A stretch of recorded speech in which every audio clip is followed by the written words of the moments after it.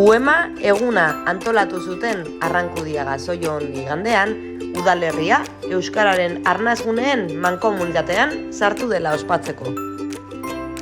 Ekitaldia, kale animazioa eta bazkaria izan ziren ekintza nagusiak.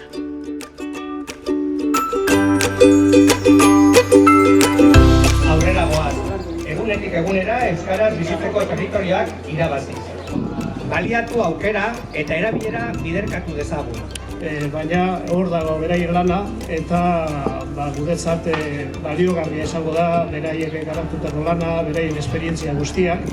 Guzti hori hartuko dugu, gogoz gauz, guzti hori jasotzeko eta herrian baita ere pase berri bat martxan jartzeko.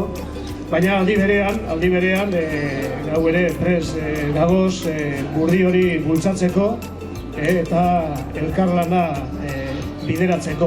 Niretzat hor izugarri handia izan zen, Arrankudiaga eta Zoiotar guzti hori izenean, atzo Azpeitin hitz egitea, eta danon izenean eskerrak emotea eta baita gure gogoakan erakustea, ezta? Benetan niretzat hori oso handia izan zen. Eman sartzeko baldintza batzuk bete behar dira eta dirudienez momentu honetan ehuneko 70ak badaki euskera gure herria.